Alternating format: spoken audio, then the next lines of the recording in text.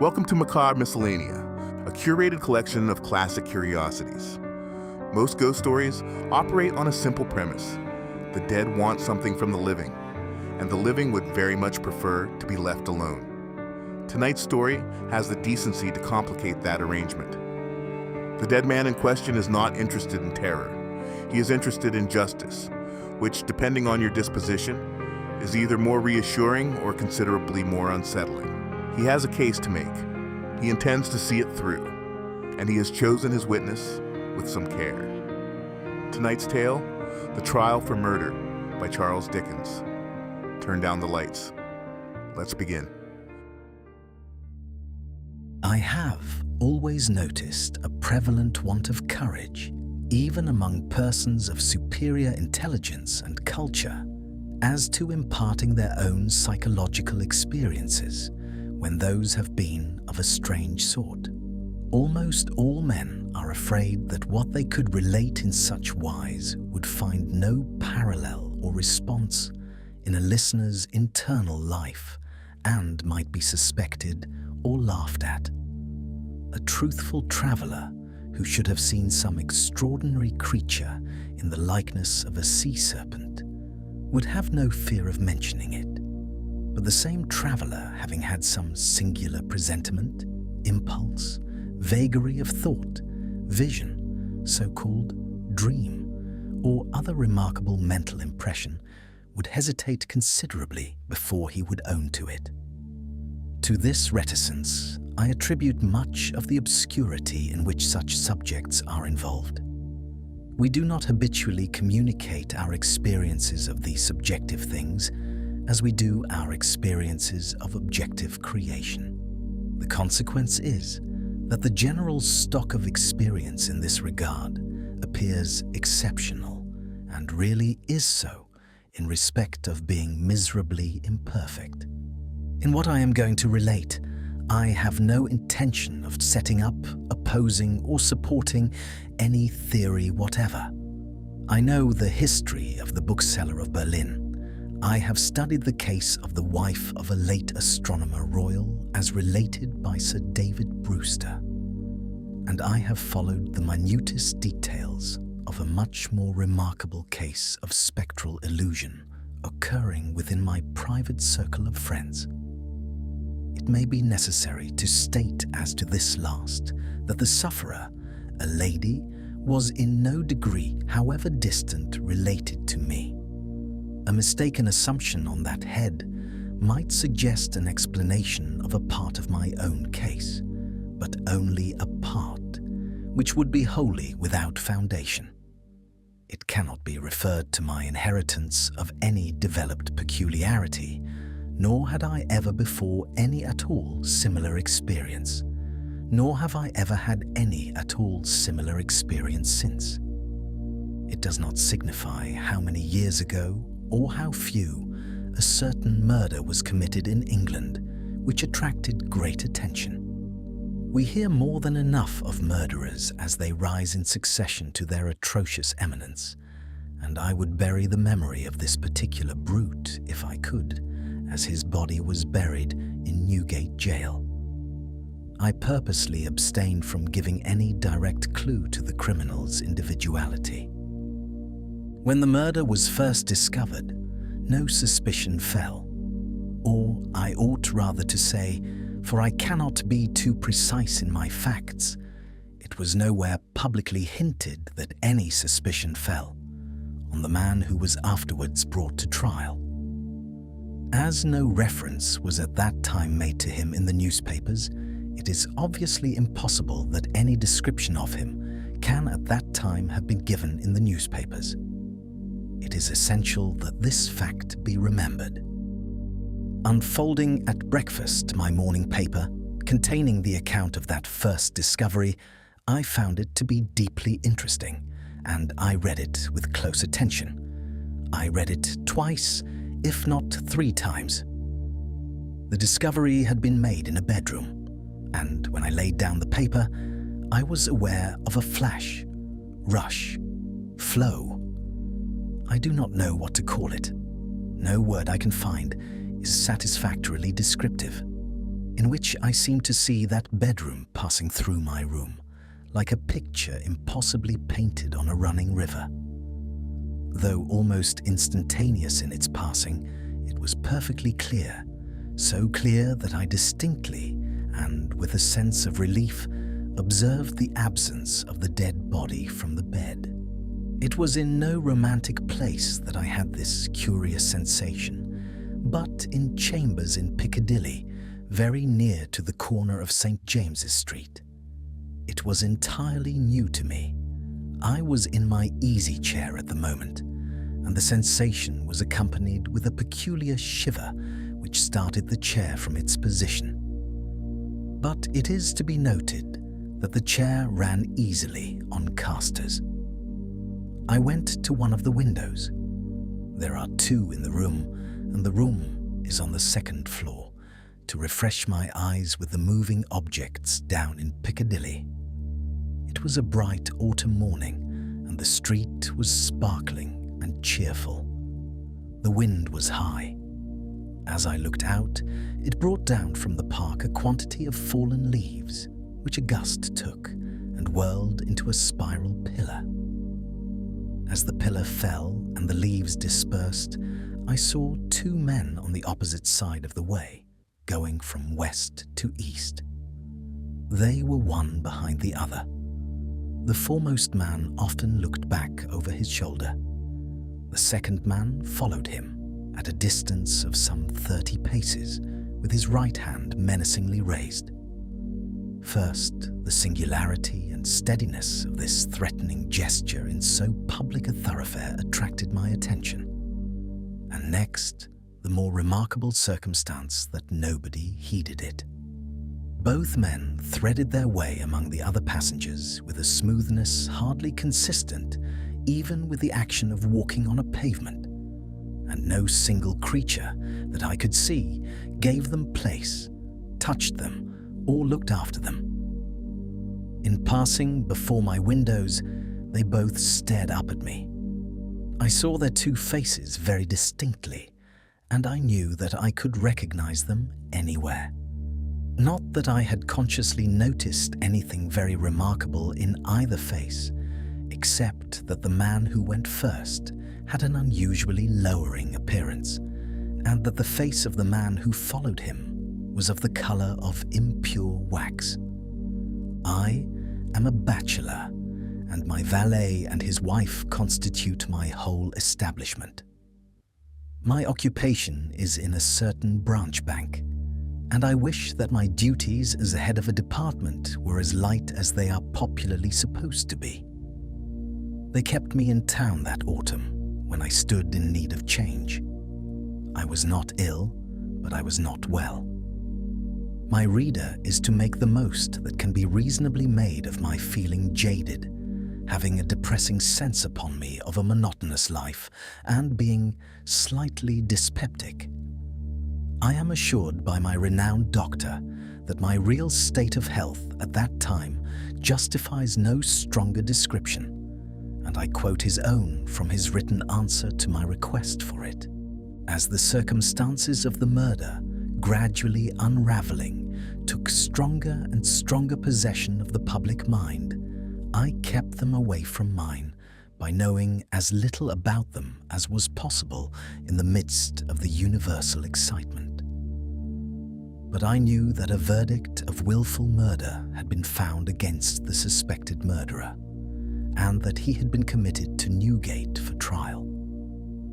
I also knew that his trial had been postponed over 1 sessions of the Central Criminal Court on the ground of general prejudice and want of time for the preparation of the defense. I may further have known, but I believe I did not, when or about when the sessions to which his trial stood postponed would come on. My sitting room, bedroom, and dressing room are all on one floor. With the last, there is no communication but through the bedroom. True, there is a door in it, once communicating with the staircase, but a part of the fitting of my bath has been, and had then been for some years fixed across it. At the same period, and as a part of the same arrangement, the door had been nailed up and canvassed over. I was standing in my bedroom late one night, giving some directions to my servant before he went to bed. My face was towards the only available door of communication with the dressing room, and it was closed. My servant's back was towards that door. While I was speaking to him, I saw it open and a man look in, who very earnestly and mysteriously beckoned to me. That man was the man who had gone second of the two along Piccadilly, and whose face was of the colour of impure wax. The figure, having beckoned, drew back and closed the door. With no longer pause than was made by my crossing the bedroom, I opened the dressing room door and looked in. I had a lighted candle already in my hand. I felt no inward expectation of seeing the figure in the dressing room, and I did not see it there. Conscious that my servant stood amazed, I turned round to him and said, "Derek, could you believe that in my cool senses I fancied I saw a—" As I there laid my hand upon his breast, with a sudden start he trembled violently and said, "Oh Lord, yes, sir, a dead man beckoning."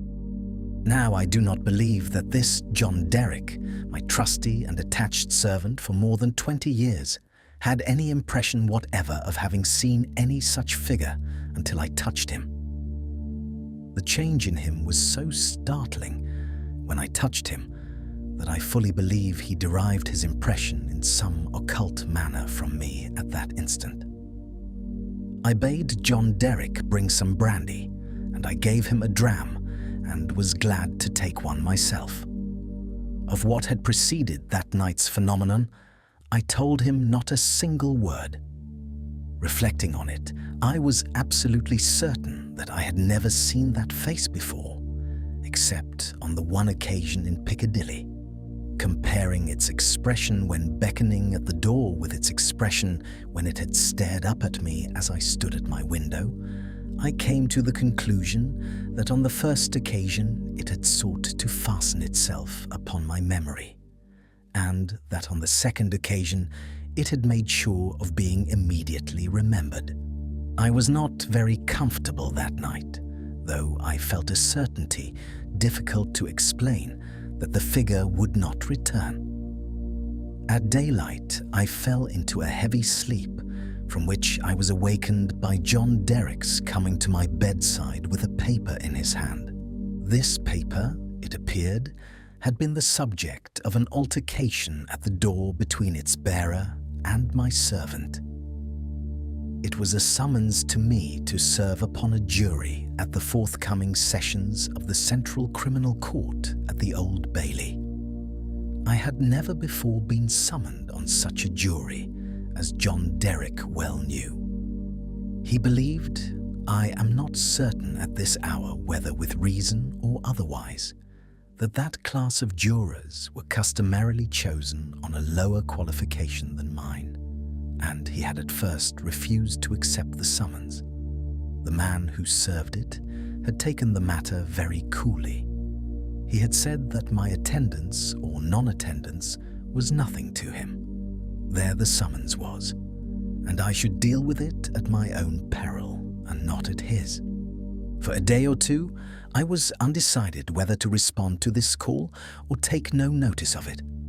I was not conscious of the slightest mysterious bias, influence, or attraction, one way or other.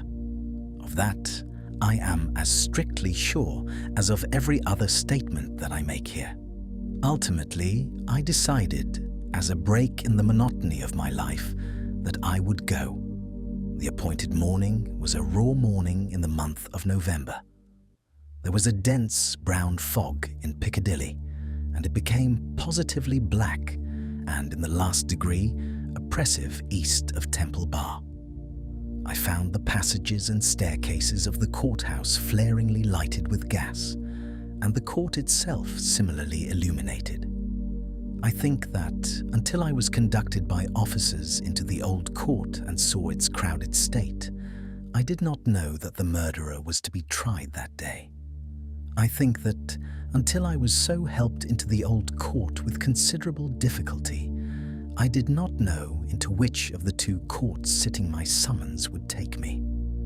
But this must not be received as a positive assertion, for I am not completely satisfied in my mind on either point.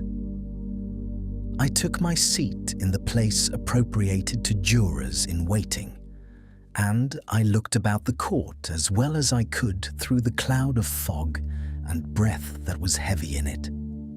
I noticed the black vapor hanging like a murky curtain outside the great windows, and I noticed the stifled sound of wheels on the straw or tan that was littered in the street. Also, the hum of the people gathered there, which a shrill whistle or a louder song or hail than the rest occasionally pierced. Soon afterwards, the judges, 2 in number, entered and took their seats. The buzz in the court was awfully hushed. The direction was given to put the murderer to the bar. He appeared there, and in that same instant I recognized in him the first of the 2 men who had gone down Piccadilly. If my name had been called then, I doubt if I could have answered to it audibly. But it was called about 6th or 8th in the panel, and I was by that time able to say, "Here, now, observe." As I stepped into the box, the prisoner, who had been looking on attentively, but with no sign of concern, became violently agitated and beckoned to his attorney. The prisoner's wish to challenge me was so manifest that it occasioned a pause, during which the attorney, with his hand upon the dock, whispered with his client and shook his head. I afterwards had it from that gentleman that the prisoner's first affrighted words to him were, "At all hazards, challenge that man." but that, as he would give no reason for it, and admitted that he had not even known my name until he heard it called and I appeared, it was not done. Both on the ground already explained that I wished to avoid reviving the unwholesome memory of that murderer, and also because a detailed account of his long trial is by no means indispensable to my narrative, I shall confine myself closely to such incidents in the 10 days and nights during which we, the jury, were kept together, as directly bear on my own curious personal experience. It is in that, and not in the murderer, that I seek to interest my reader. It is to that, and not to a page of the Newgate calendar, that I beg attention. I was chosen foreman of the jury. On the second morning of the trial, after evidence had been taken for 2 hours, I heard the church clock strike. Happening to cast my eyes over my brother jurymen, I found an inexplicable difficulty in counting them. I counted them several times, yet always with the same difficulty. In short, I made them 1 too many. I touched the brother juryman whose place was next me, and I whispered to him, "Oblige me by counting us." He looked surprised by the request, but turned his head and counted. "Why," says he suddenly, "we are but no, it's not possible. No, we are 12. According to my counting that day, we were always right in detail, but in the gross we were always 1 too many. There was no appearance, no figure to account for it. But I had now an inward foreshadowing of the figure that was surely coming. The jury were housed at the London Tavern. We all slept in one large room on separate tables, and we were constantly in the charge and under the eye of the officer sworn to hold us in safekeeping. I see no reason for suppressing the real name of that officer. He was intelligent, highly polite, and obliging, and, I was glad to hear, much respected in the city. He had an agreeable presence, good eyes, enviable black whiskers, and a fine, sonorous voice. His name was Mr. Harker. When we turned into our 12 beds at night, Mr. Harker's bed was drawn across the door. On the night of the second day, not being disposed to lie down, and seeing Mr. Harker sitting on his bed, I went and sat beside him and offered him a pinch of snuff. As Mr. Harker's hand touched mine in taking it from my box, a peculiar shiver crossed him, and he said, "Who is this?" Following Mr. Harker's eyes and looking along the room, I saw again the figure I expected, the second of the two men who had gone down Piccadilly. I rose and advanced a few steps, then stopped and looked round at Mr. Harker. He was quite unconcerned, laughed, and said in a pleasant way, "I thought for a moment we had a 13th juryman without a bed, but I see it is the moonlight." Making no revelation to Mr. Harker, but inviting him to take a walk with me to the end of the room, I watched what the figure did. It stood for a few moments by the bedside of each of my 11 brother jurymen, close to the pillow. It always went to the right-hand side of the bed and always passed out crossing the foot of the next bed. It seemed, from the action of the head, merely to look down pensively at each recumbent figure. It took no notice of me or of my bed, which was that nearest to Mr. Harker's. It seemed to go out where the moonlight came in, through a high window, as by an aerial flight of stairs.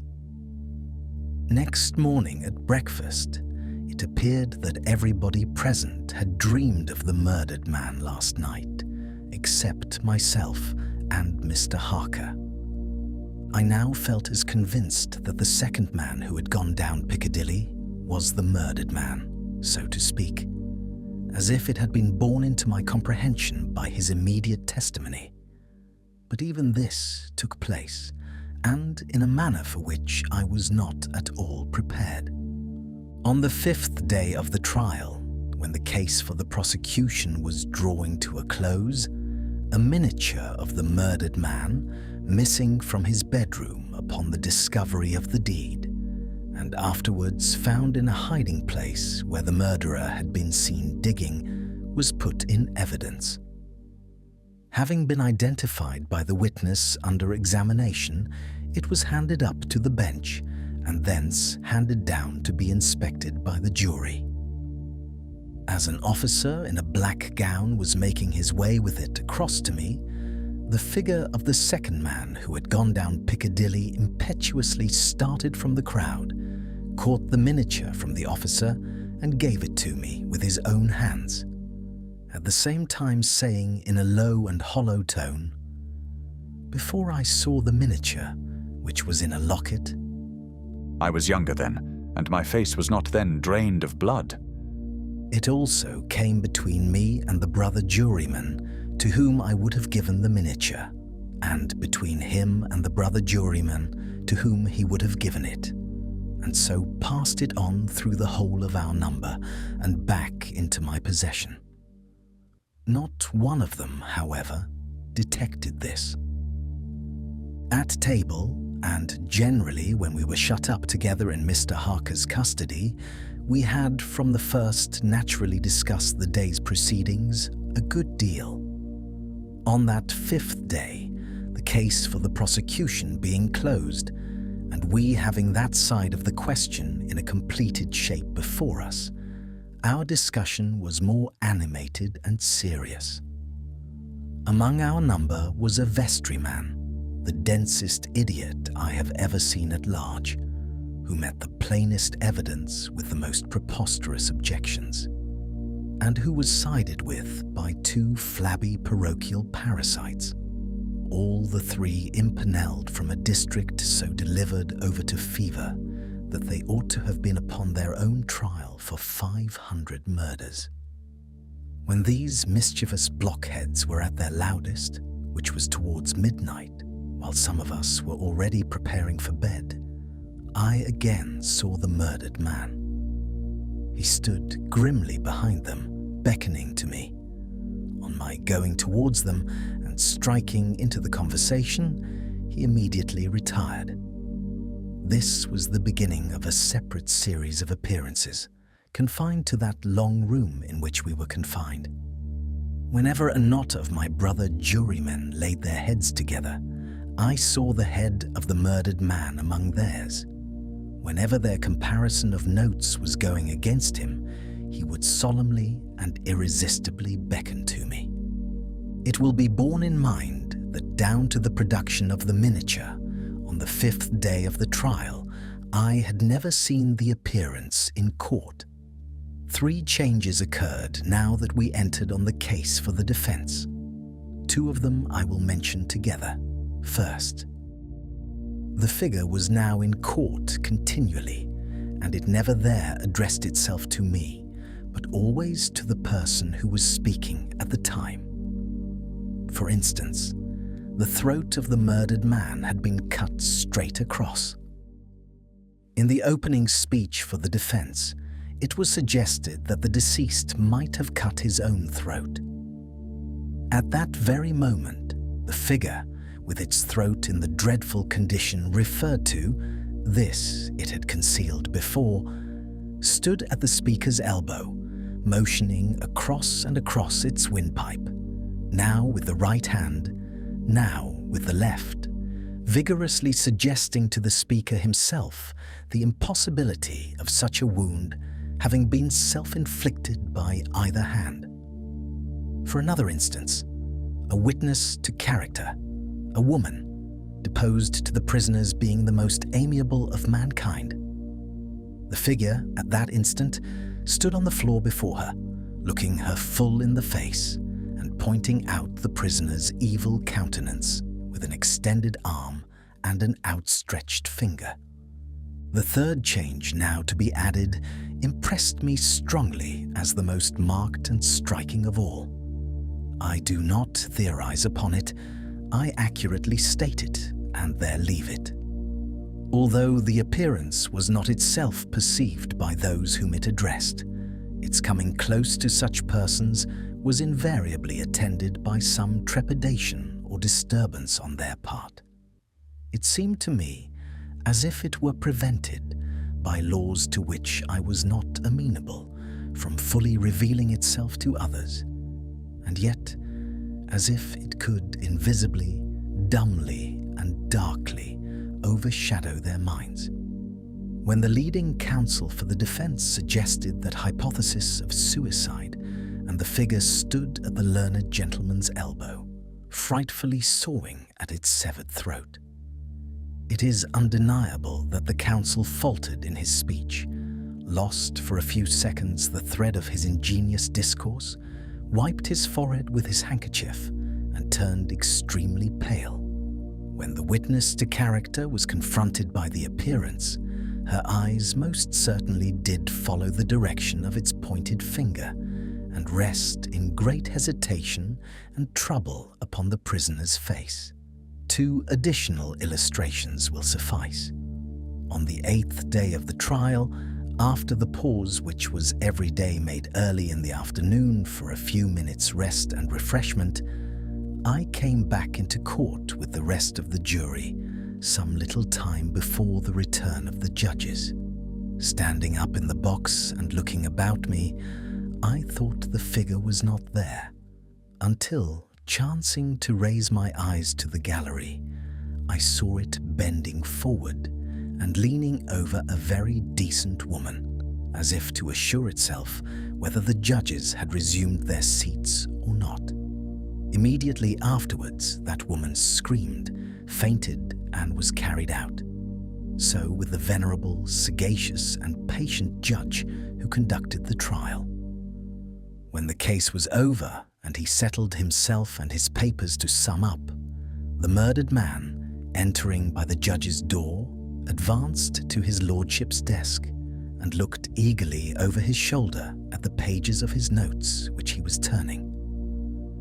A change came over his lordship's face. His hand stopped. The peculiar shiver that I knew so well passed over him. he faltered. Excuse me, gentlemen, for a few moments. I am somewhat oppressed by the vitiated air. And did not recover until he had drunk a glass of water.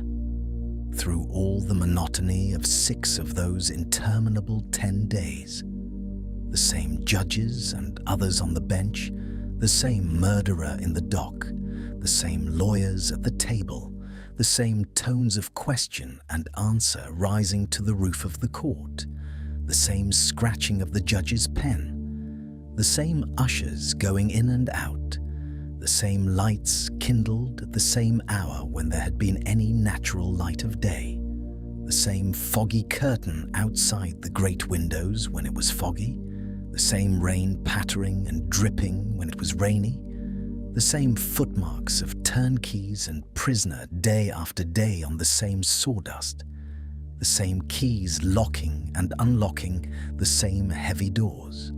Through all the wearisome monotony which made me feel as if I had been foreman of the jury for a vast period of time, and Piccadilly had flourished coevally with Babylon, the murdered man never lost one trace of his distinctness in my eyes, nor was he at any moment less distinct than anybody else. I must not omit, as a matter of fact, that I never once saw the appearance which I call by the name of the murdered man look at the murderer. Again and again I wondered, why does he not? But he never did. Nor did he look at me after the production of the miniature until the last closing minutes of the trial arrived. We retired to consider at 7 minutes before 10 at night. The idiotic vestryman and his 2 parochial parasites gave us so much trouble that we twice returned into court to beg to have certain extracts from the judge's notes reread. 9 of us had not the smallest doubt about those passages. Neither, I believe, had anyone in the court. The dunder-headed triumvirate, having no idea but obstruction, disputed them for that very reason. At length we prevailed, and finally the jury returned into court at 10 minutes past 12. The murdered man at that time stood directly opposite the jury box, on the other side of the court. As I took my place, his eyes rested on me with great attention. He seemed satisfied and slowly shook a great grey veil, which he carried on his arm for the first time, over his head and whole form. As I gave in our verdict, guilty, the veil collapsed, all was gone, and his place was empty. The murderer, being asked by the judge, according to usage, whether he had anything to say before sentence of death should be passed upon him, indistinctly muttered something which was described in the leading newspapers of the following day as a few rambling, incoherent, and half-audible words, in which he was understood to complain that he had not had a fair trial because the foreman of the jury was prepossessed against him. The remarkable declaration that he really made was this: My lord, I knew I was a doomed man when the foreman of my jury came into the box. My lord, I knew he would never let me off, because before I was taken, he somehow got to my bedside in the night, woke me, and put a rope round my neck. And that was the trial for murder. Dickens frames the whole thing as a man reluctantly reporting a true experience, insisting very carefully that he is not making a case for anything. He is merely stating facts. The ghost, in the same spirit, never once made a scene. He simply showed up, made his point, and when the verdict came in, pulled a veil over himself and left. Very professional, very dead. If you enjoyed tonight's story, subscribe for more, leave a like, and share it with someone who appreciates the darker things. New classic horrors from Macabre Miscellanea arrive every week. Until next time, remember, some witnesses never get dismissed. They simply wait for the verdict.